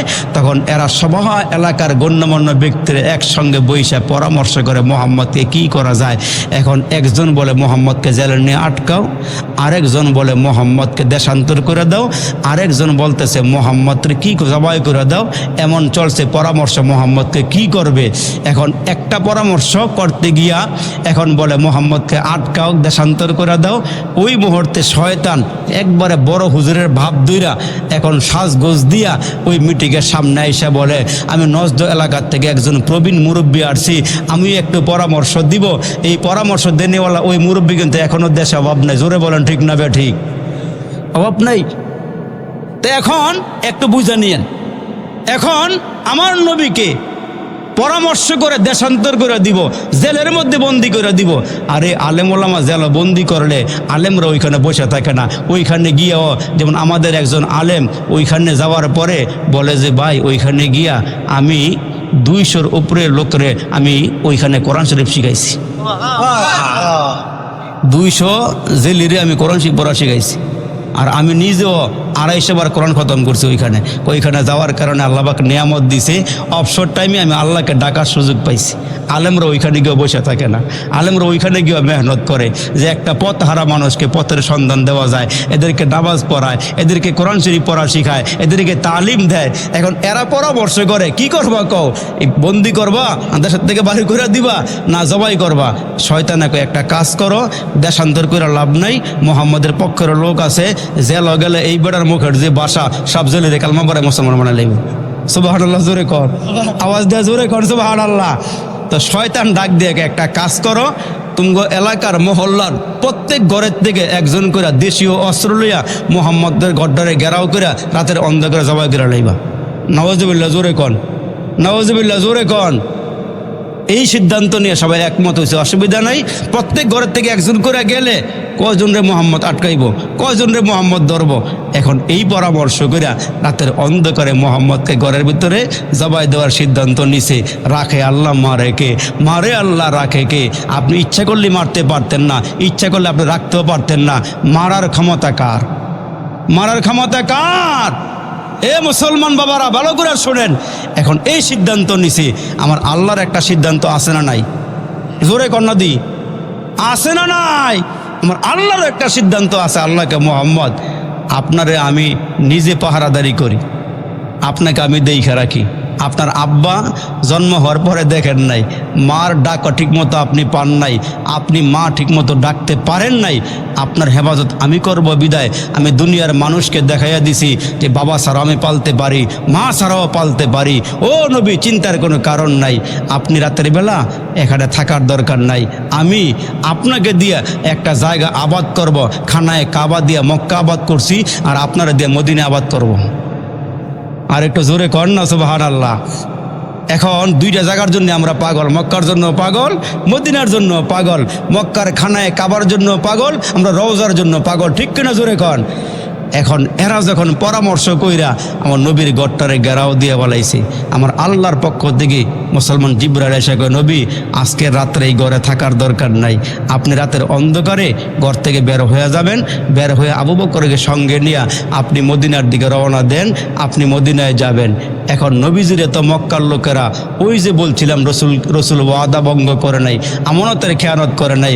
আবু জাহেলের নেতা মানে ঠিক, ওতবা সাইবা আবুল হাবর নেতা মানে ঠিক, এগো কাছে কেউ টাকা পয়সা জমা দেয় না, তার কারণ জানে নেতায় টেয়া খাইয়া লাই, ঠিক কিনা? জোরে কন। আর নেতায় শুধু টেহা খাই গেলি, যদি একটা ভালো নেতা হয় ফায়খানা সহ খাইয়া লাই। আরে কথা কোন ঠিক নেবে ঠিক? আমন এলাকার কথা কইরা দেখছি অনেক জায়গার ভিতরে স্কুলের পায়খানা খাইয়া লাইছে, মাদ্রাসার পায়খানা খাইয়া লাই, রাস্তা খাইয়া লাই, ঠিক কিনা? জোরে কন। আবার বিড়ি যাইলে রডের পরিবর্তে বাঁশ দিয়ে হেঁটেও খাইয়া লাই, হ্যাঁ ঠিক কিনা? জোরে কন। সব খাইয়া লাই, সব খাইয়া লাই। আর খালি হুজুররা বলে খাইয়া লাই, ওই যে আজকে যে খাওয়াইছে কটা ভাত খাইছে আমি আপনাকে নইয়া বেশি খাইছি, অল্প করে দেখাইছি, বেশি খাই নাই। তার না খাইলে ফ্যাট বড় হয়ে যায়। হুজুররা খালি ফ্যাট বড় করে, কি করতাম করে এটা, না খাইলে বড় হয়ে যায়। কিন্তু আমরা স্কুলও খাই না, মাদ্রাসাও খাই না, আমরা রাস্তাঘাটও খাই না, ব্রিজও খাই না, কাল বড় খাই না, আবার গরিবের বিস্কুটও খাই না, ঠিক কিনা? জোরে কন। যারা খায় হেরাই খাইতেছে, হেরা খাইয়া ফ্যাট বড় করতেছে। মুসলমান একদিন আল্লাহর কাছে হিসাব দেওয়া লাগবো। এখন বলে মুহাম্মদের কাছে টাকা পয়সা রাখছে আমানত, এখন নবীজিকে রাতের অন্ধকারে যেহেতু আমি হিজরত করে মদিনায় যামুগা, আমরা ধর্ম কাটায়, ইচ্ছা করলে নবীজি স্বর্ণ গয়না টাকা পয়সা সব লয়ে যেতে পারতো, কিন্তু রসুল বলে গেছেন আমানতের খেয়ানত করো না, এটা আমার শিক্ষা। জোরে করে সুবহানাল্লাহ। হজরতে আলীকে ডাক দেয়, তুমি এদিকে আসো। নবীজি কি কাম আমার? তোমার কামটা হলো আমি যেই বিছানায় ঘুমাই তুমি আজকের রাত্রে এই বিছানায় শুইবা, আমি যেই চাদর গায়ে দিই তুমি এই চাদরটা গায়ে দিবা। কয় কেন নবীজি? আমাকে হিজরত করে মদিনায় যেতে হবে, আমি চলে যাব, তুমি আমার পিছনে পিছনে দু একদিন পরে আইসো। হজরতে আলী এই কথা শোনার পরে হাউমাউ করে কাঁদে। আমার নবী কয় তুমি কি ভয় পাইছো? কান্না করো কেন? কয় রসুল ভয় পাই নাই, তবে আপনার জন্য মায়া লাগতেছে। আপনি আমাদেরকে ছাইরা চলে গেলে এক নজর দেখলে আপনাকে ভালো লাগে, কথা বললে ভালো লাগে, পরামর্শ নিলে ভালো লাগে। এখন রাত্রে আপনি আমার থুইয়া যাইবেন গা, রাইখা যাইবেন গা। আমি কাঁদি এই জন্য, রাস্তা দিয়ে বের হলে যদি আবু জাহেলের গোষ্ঠী খবর পায়, যদি আপনাকে শেষ করে ফেলায়, মাইরা ফেলায়, এই চেহারাটা আর দেখতাম না, এই জন্য আমি কান্দি। সুবহানাল্লাহ, সুবহানাল্লাহ। হজরত আলীর শোয়া নবীজি বাইরিব, তাকায়া দেখে পুরো এলাকা এবং নবীজির ঘরটা চতুর্দিক দিয়া দেশীয় অস্ত্র নিয়া কাফেররা নবীজির ঘরকে ঘেরাও করছে। এখন বাইরিব কেমনে? আমার আল্লাহ ডাক দেয়, নবী গো আমি তো বাইর করবো, আপনার বাইরে হওয়ার দরকার নাই, বাহির তো আমি করবো। সুবহানাল্লাহ, জোরে কন, বাহির তো আমি করব। তা আল্লাহ পাক ডাক দিয়ে কয়, আপনারা কোরআন দিছি, এই কোরআন থেকে একটা আয়াত পইরা কতগুলো বালু হাতের মধ্যে লইয়া, আপনি বালু হাতে লইয়া এই বালুতে ফুক দিয়া আপনি বালু মারেন। আমা রমাইতা ইজ রমাইতা ওয়ালাকিন্নাল্লাহ রমা। আল্লাহ যখন নির্দেশ দিছে বালু হাতে নিয়া ফু দিয়া লায়ু সদ্দা মুসলমান, সূরা ইয়াসিনের মধ্যে একটা আয়াতে কারিমা আছে, ফাগশাইনাকুম ফাহুম লা ইউবসিরুন। রাসূল যখন বালু লইয়া ফু দিছে, ফু দিয়ে যখন মারছে, আল্লাহকে নবী গো আপনি মারছেন, কিন্তু আমি চতুর্দিকে বালু ঘুরে ঘুরে ঘুরে ঘুরে কাফেরদের চোখে মুখে পৌঁছাইয়া দিয়া এদেরকে কানা বানাইয়া আমি আল্লাহ পাক বসাইয়া দিছি। আর আমার নবী এদের মাঝখান্দা ফারাইয়া চলে গেছে আবু বকরের বাড়িতে গিয়ে আওয়াজ দিয়ে, আবু বকর আসুনি, তো আসিনা মানে রেডি হয়ে রয়েছি। আর একটু জোরে কর না সুবহানাল্লাহ। রবিজি রেডি হয়ে আসি আমি, আল্লাহু আকবার। আর আবু বকর তো নিজের জানের থেকে নবীরে বেশি মহব্বত করে। 6 মাস আগে রাসূল বলছিলেন আমাকে হিজরত করতে হবে, তোমাকে সঙ্গে নিয়ে যাব। ওই দিন থেকে আবু বকর সিদ্দিক রাত্রে এই পিঠটা বিছনায় লাগাই আর ঘুমায় না। কেন? তা আমার নবী যদি আইসা গভীর রাত্রে আমাকে ডাক দেয় আর আমি ঘুমায় গেলে গা, নবীজির ডাক কাফেররা শুনলে না জানি কাফেররা আমার নবীকে মাইরা ফেলাই কিনা। 6 মাস পর্যন্ত ঘুমায় না, আমার নবীকে নিয়ে রওনা দিছে। অনেক ইতিহাস মাঝখানে নিয়ে রওনা দিছে, দুইজনে হাঁটতেছে, চলতেছে, যাইতেছে। আবু বকর সিদ্দিক একটু পথ আগানোর পরে আমার নবী হাঁটতে পারে না, চলতে পারে না, পায়ে ব্যথা, অস্থিরতা। আমার নবীকে আবু বকর ডাক দিয়ে কয়, হুজুর মনে কিছু না নিলে আপনি আমার একটু কাঁধে উঠেন। সুবহানাল্লাহ কোন, আপনি একটু কাঁধে উঠেন। নবীজি আমার নবী আবু বকর সিদ্দিক আমার নবীরে কেমন মহাব্বত করে, একটু কাঁধে উঠেন। আমার নবীরে কাঁধে নিয়ে আবু বকর সিদ্দিক সামনে আগাইতেছে, নামায়া দিয়া ডানে একবার চায়, বামে একবার চায়, সামনে একবার যায়। আমার নবী ডাক দেখ, আবু বকর এমন করতেছো কেন? নবী যখন ডানে যাই তখন আমার দিল বলে না জানে ডাইন দিক থেকে কাফেররা আপনাকে মারে কিনা, বাম দিকে যখন যাই তখন ভয় লাগে না জানি বাম দিক থেকে কাফেররা আপনাকে মারে কিনা। এই জন্য চতুর্দিক দিয়ে আপনাকে পাহারা দিই।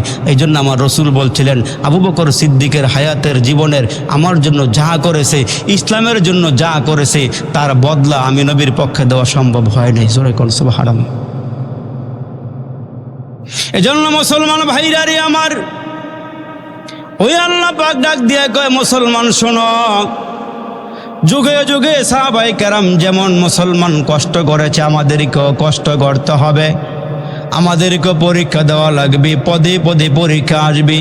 ওই পরীক্ষায় যারা উত্তীর্ণ হবে, পরীক্ষায় যারা কামিয়াব হবে, আল্লাহ পাক রব্বুল আলামিন ওই মানুষগুলোকে আল্লাহ তাআলার জান্নাতের ফয়সালা করে দিবে। পরীক্ষা আসবে, পরীক্ষা, ইমানের পরীক্ষা আসবে। এই ইমানের পরীক্ষায় যারা ফেল করবেন এরাই মুসলমান ভাইরা হাসরের দিন ধরা পড়ে যাবেন। আর ইমানকে যদি মজবুত করে কবরে যাইতে পারি, আল্লাহ রসুল বলেন সরিষার দানা পরিমাণ ইমান যার কাছে থাকবে সে আল্লাহ পাকের জান্নাতে যাবে। আল্লাহ পাক আমাদেরকে বুঝার আমল করার মতন তৌফিক দান করুন। আওয়াজ করে জোরে বলেন না আমিন। আল্লাহ পাক যেন আয়োজকদের আয়োজনটা কবুল করেন। এই গরমের ভিতর দিয়া আপনাদের সামনে কিছু কথা রাখছি, নতুন মানুষ, নতুন আসছি আপনাদের সামনে, পরিচয় নাই বিদায় আপনারা মনোযোগ দিয়ে কথা শুনছেন কিনা আবার যারা নাই। তার কথায় আছে, যে চিনে সেই কিনে, যে জানে সে মানে, যে বুঝে সেই খোঁজে। আপনার সাথে আমরা আগে পরে দেখা নাই, এই জন্য মোহাব্বত না হওয়ারই কথা। তা আমি মোহাব্বত ছাড়াই যেই কটা কথা বলছি, আল্লাহ যেন আমাদের সকলকে আমল করার তৌফিক দান করে। আর একটু জোরে আওয়াজ করে বলেন আমিন। ইনশাল্লাহ যে যেখানে আসেন দোয়া হবে এখনই। আল্লাহ তাআলা এই মাহফিলটা কবুল করুন। আল্লাহ পাক সবাইকে মাফ করে দেয়, আমরা বলি আমিন। কোনো কথা বলবেন সভাপতি সাহেব? কথা বলবেন কিছু? ও মাফ করে দাও রে মালিক, মাফ করে দাও, গুনাহ যত করেছি আমরা ক্ষমা তুমি দাও। জ্বালাইও না আমরা রে আল্লাহ দুজখের আগুনে, এমন কঠিন আগুন সহিব কেমনে। ভাই বন্ধু সবাই মিলে কবরে নামায়া বুকে দিবে মাটি, দরজা বন্ধ করে দিবে জনমের লাগি আমরার দেহ থেকে যেদিন মাওলা বাহির করবা যান, সঙ্গে করে নিতে দিও পবিত্র ঈমান। ঈমানের রঙে আল্লাহ রঙ্গিন বানায়া, মারিফাতের নূরে দাও গো উজালা করিয়া। মাওলাই করিম তোমার কতগুলো আশিকিন জাকিরিন পাগল প্রেমিক মুরব্বী নেয়া, ইয়া আল্লাহ এলাকার নওজোয়ান যুবক ভাইদেরকে নিয়া, ইয়া আল্লাহ ইসলাম প্রিয় মোমেন মুসলমান বাবাদেরকে নিয়া, যুবকদেরকে নিয়া রে মালিক। পর্দার আড়ালে আমার মায়েরা যে যেখান থেকে হাতগুলো বাড়াইয়া ধরেছি, ইয়া আল্লাহ আমি মুসাফির মানুষ, আমি গুনাহগার মানুষ, নেককারদের সঙ্গে হাতগুলো বাড়াইয়া দিয়েছি। ইয়া আল্লাহ জজবাওয়ালা যুবক আছে এখানে রে মালিক, ওই যুবকদেরকে সাথে নিয়ে হাতগুলো বাড়াইছে রে আল্লাহ।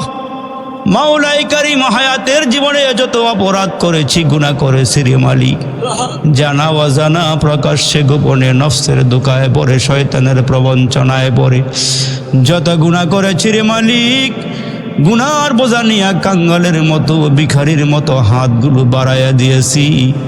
মেহেরবান মালিক ও মেহেরবানি করে আমাদের জিন্দেগির সব গুনাহগুলো মাফ করে দাও। ইয়া আল্লাহ যারা হাতগুলো বাড়াইয়া দিয়েছি, জানি না কার জানি মা নাই, কার জানি বাবা নাই। ইয়া আল্লাহ জনম দুঃখিনী মা কবরে শোয়া, বাবা কবরে শোয়া, জানি না কার কবরে জাহান্নামের আগুনগুলো ধাও ধাও করিয়া জ্বলতেছি। জানা নাই রে মাবুদ কার আব্বা আম্মার কবরে বিষাক্ত সাপগুলো সবল মেরে আসি, বিচ্ছুগুলো কবরে ঢুইকা কামড়াইতেছে রে মালিক। আজকের এই রহমতি বরকতি বাগান থেকে যার দুখানা হাত পছন্দ হয়, আল্লাহ ওই বান্দা বান্দির হাতগুলো কবুল করে আমরা গুনাহগারদের মুনাজাতরা শাহী দরবারে কবুল করে নাও। ইয়া আল্লাহ আব্বারে মাফ করে দাও, মারে মাফ করে দাও। ইয়া এলাকার যত মুসলমান নরনারী কবরে শোয়া সবাইরে মাফ করে দাও। আল্লাহ কবরগুলো জান্নাতের বাগান বানাইয়া দাও। ইয়া আল্লাহ যারা টাকা দিয়া পয়সা দিয়া জানে মালে মাহফিলটার আয়োজন করেছি, ইয়া আল্লাহ দুইজন মুরব্বী কষ্ট করে আমার বাড়িতে গিয়েছে। ইয়া আল্লাহ মুরব্বীরা এলাকার যুবকেরা যে যেখান থেকে হাতগুলো বাড়াইছি, আল্লাহ যারা টাকা দিয়া পয়সা দিয়া জানে মালে সহযোগিতা করেছি, ইয়া আল্লাহ এদের এই মেহনতগুলো তুমি কবুল আর মঞ্জুর করে নাও। ইয়া আল্লাহ নাজাতের জরিয়া বানাইয়া দিও, এই মাহফিলকে নাজাতের উসিলা বানাইয়া দিও, এলাকার জন্য রহমত বানাইয়া দিও।